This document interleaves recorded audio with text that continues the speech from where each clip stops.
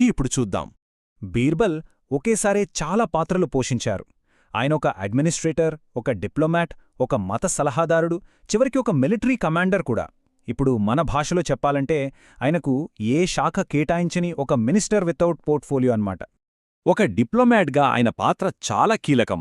అక్బర్కి ఇతర హిందూ రాజులకి మధ్య ఒక వారధిలా పనిచేశారు.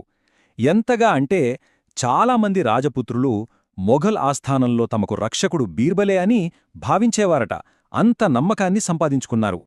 అంతేకాదు, మతపరమైన చర్చలు జరిగినప్పుడు ఛాందసవాదుల నోరు మూయించడానికి అక్బర్ బీర్బల్ తెలివిని, వాక్చాతుర్యాన్ని ఒక ఆయుధంలా ఉపయోగించేవారు. ఇంకొందరేమంటారంటే బీర్బల్ ప్రభావంతోనే అక్బర్కి సూర్యారాధన మీద ఆసక్తి పెరిగిందట. అయితే ఈ పదవులు, హోదాలు, బాధ్యతలు వీటన్నిటినీ పక్కన పెడితే వీటన్నింటికన్నా ముఖ్యమైనది ఇంకొకటుంది. అదే అక్బర్, బీర్బల్ మధ్య ఉన్న ఆ అద్భుతమైన స్నేహబంధం. అక్బర్